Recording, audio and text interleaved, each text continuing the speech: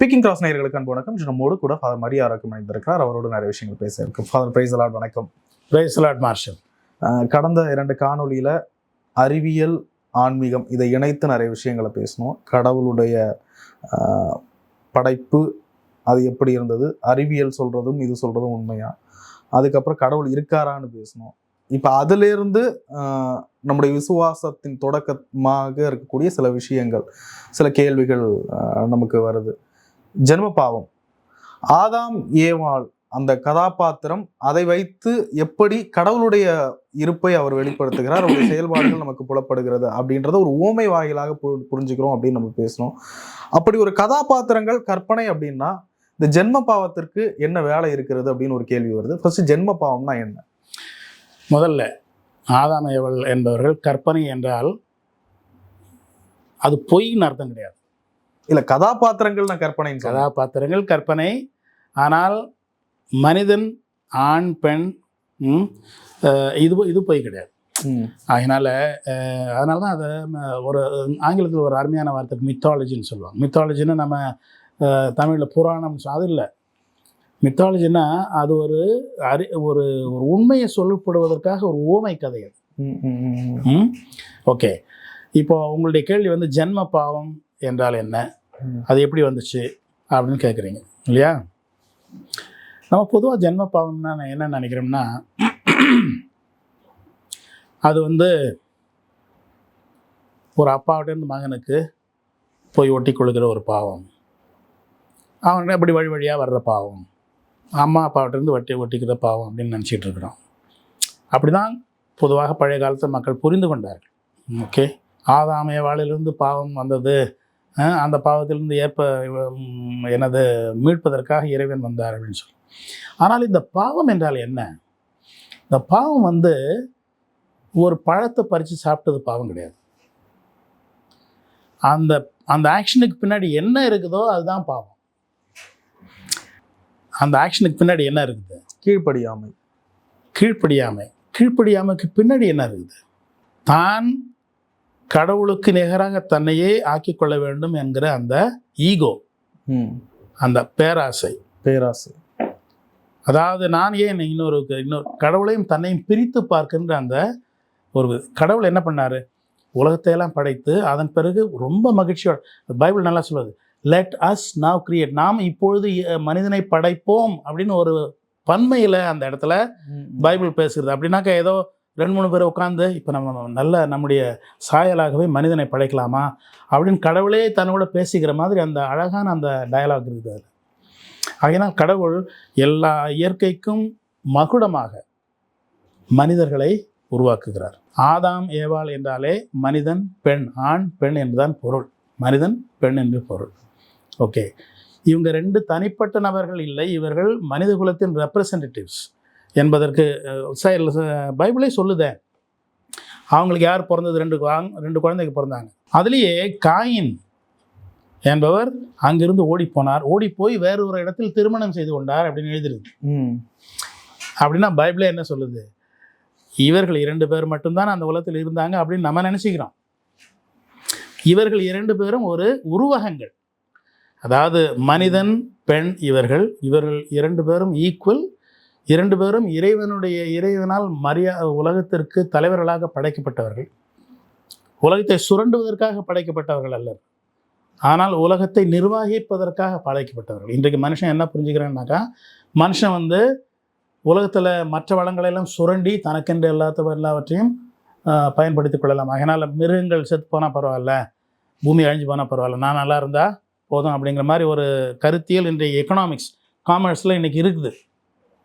அமெரிக்க Trump ஆட்கள்லாம் இதுதான் அவங்களுடைய ஃபிலாசபியே.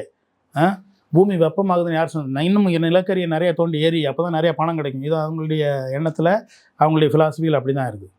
ஆனால் இறைவன் அந்த அருமையான அவர் படைத்த உலகத்துக்கு அவர் ஒரு அருமையான கார்டன் என்று ஒரு பெயர் வைத்தார். அதனால தான் ஈடன் கார்டன் என்று சொல்கிறோம். Eden garden. அதிலெல்லாம் அவருடைய படைப்பு முழுவதும் அங்கே ஒரு ஒற்றுமையோடும் ஒரு ஒருமைப்பாட்டோடும் சமாதானமாக இருந்தது. இதில் திடீர்னு நல்லா இருக்கிற ஒரு குளத்தில் திடீர்னு யாரோ ஒரு கல்லை போட்ட மாதிரி அங்கே இறைவனுடைய படைப்பில் ஒரு இறைவன் எல்லாவற்றையும் படைத்து அவர் நல்லது என்று கண்டார். அவருக்கு ரொம்ப சந்தோஷம், நல்லா படைச்சிருக்கோம், எல்லாத்தையும் எல்லாம் அருமையாக இருக்குது. திடீரென்று அங்கே தீமை எங்கிருந்து வந்தது? தீமை வருவதற்கு ஒரே ஒரு கதவு தான். சுதந்திரம் உள்ளவர்களை, தன்னை போல் சுதந்திரம் உள்ளவர்களை இறைவன் படைத்தது தான் அதுக்கு காரணம். அந்த வகையில் சொல்லப்போனால் தீமைக்கும் இன்டைரக்ட் காரணம் வந்து கடவுள் தான். நம்மளெல்லாம் படைக்கல, நம்ம மனிதனையும் சமரசுகளையும் படைக்கலைனாக்க இந்த உலகத்தில் எந்த தீமையும் இருந்திருக்காது. You understand? நம்ம எல்லாம் படைத்து அவரை போலவே நாமும் சுதந்திரம் உள்ளவர்களாகவும் அறிவுள்ளவர்களாகவும் அன்பு செய்யக்கூடியவர்களாகவும் இருக்க வேண்டும் என்பதற்காக நம்மை படைத்ததனால் அன்பு செய்ய நமக்கு அவர் கொடுத்த அந்த ஆற்றலை நாம் தவறாக அதனுடைய பயன்படுத்தக்கூடிய ஒன்று வந்து அதனுடைய ஒரு காயினுடைய மறுபக்கம் மாதிரி. பின்ன நல்லது செய்யலாம் அப்படின்னாக்க தீமையும் உனக்கு செய்யலாம். ஏன்னா அந்த உன்னுடைய சுதந்திரத்தை உபயோகப்படுத்தி நீ அப்படி செய்ய முடியும். ஆனால் தீமை செய்வதற்காக இறைவன் நமக்கு சுதந்திரம் கொடுக்கவில்லை, நன்மை செய்வதற்காகவும் அன்பு செய்வதற்காக தான் கொடுத்துருக்கிறார். இப்போது இந்த கார்டன் முழுசும் ஒன்றுது, நீ பார்த்துக்கோ அப்படின்னு சொல்லி அந்த கார்டன் முழுசும் உலகத்து முழுசும் இறைவன் கையில் ஆதாம் ஏவாள் கையில் கொடுக்குறாரு. ஆனால் அதை வந்து நல்லா பார்த்துக்கிட்டு இருந்தால் ஒருவங்களுக்கு திடீர்னு ஒரு ஐடியா, அது வந்து ஒரு பேயினாலேயோ பசாசினாலேயோ அது ஒரு சம்மனசு, கெட்டுப்போன ஒரு சம்மனசு, தன்னலம் உள்ள இறைவனை வணங்க விரும்பாத தான் ஈகோ தான் எல்லாத்துக்கும் அடிப்படை பிரச்சனை. அந்த ஈகோ எதுலேருந்து வருது? கடவுள் கொடுத்த சுதந்திரத்தினால தான் வருது. இப்போது சூரியனுக்கும் சந்திரனுக்கும் பூமிக்கும் மரத்துக்கும் ஈகோ கிடையாது.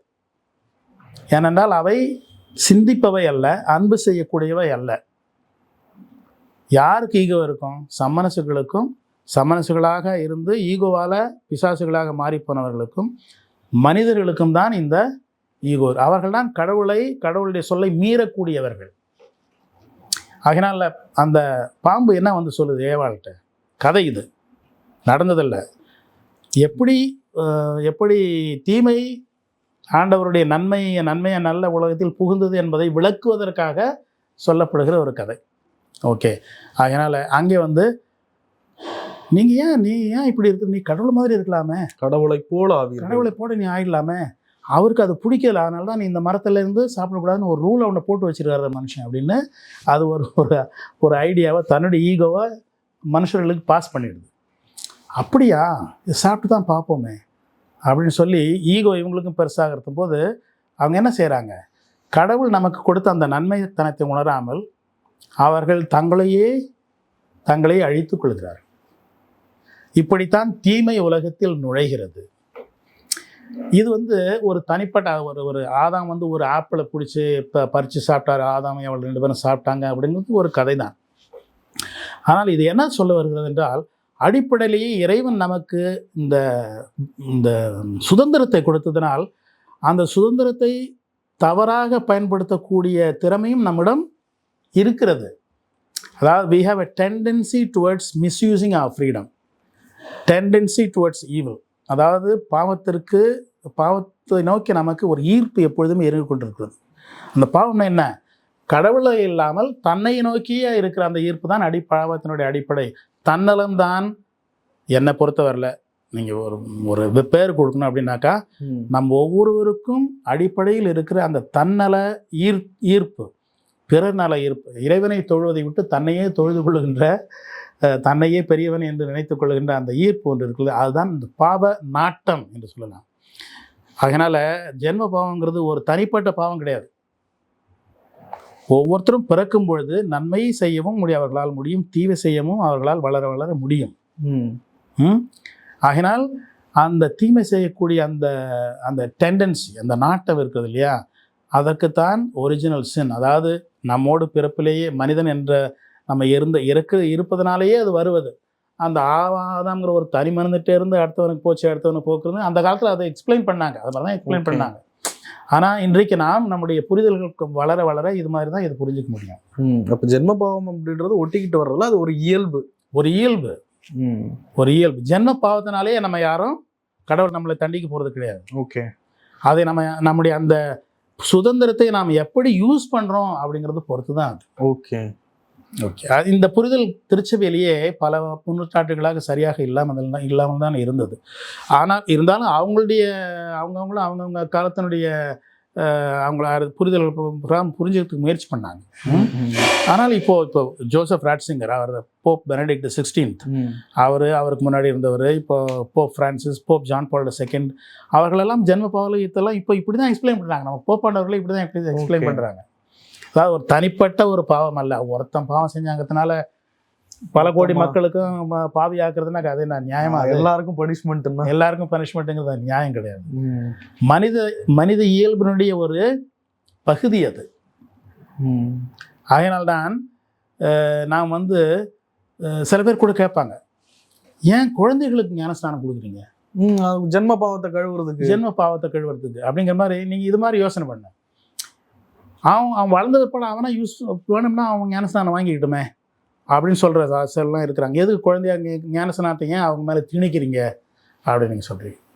ஞானஸ்நானம் என்பது பாவ இச்சையிலிருந்து நம்மை பாதுகாக்கின்ற ஒரு கடவுளுடைய அருள்.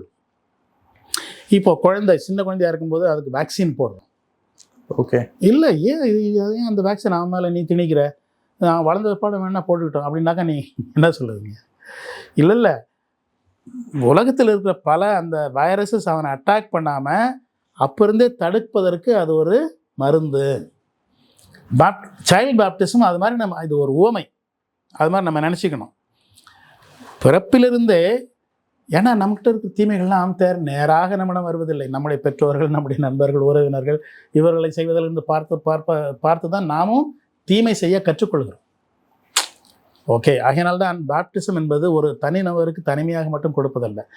ஒரு குழுவை கூப்பிட்டு நீங்களாம் இந்த குழந்தைய நீங்கள் தீமையிலிருந்து பாதுகாக்க வேண்டும் என்று பொறுப்பு அவங்களுக்கு கொடுத்து அப்பயே கொடுத்துட்றாங்க. வளர்ந்து பாவங்கள்லாம் செஞ்சு முடிச்ச ஏற்பாடு அதுக்கப்புறம் நம்ம தடுப்பூசி போட்டுக்கலாம் அப்படிங்கிறது அது சரியான ஆர்குமெண்ட்டாக இருக்காது. ஜென்ம பாவத்தை குறித்து நிறைய புதிய கோணத்தில் யதார்த்தமாக புரிந்து கொள்ள வேண்டிய அடிப்படையில் திருச்சபையினுடைய கருத்துக்களையும் ஒப்பிட்டு நிறைய விஷயங்களை பகிர்ந்து கொண்டீங்க. ஒரு புதுவித விளக்கமாகவும் அனுபவமாகவும் இந்த நேர்காணல் வந்து பார்க்கிறவர்களுக்கும் பயனுள்ளதாக இருந்திருக்கும். அடுத்த வாரம் இன்னும் ஒரு புதிய தலைப்பில் பேசுவோம். ரொம்ப நன்றி. God bless you, Marshall. Thank you very much.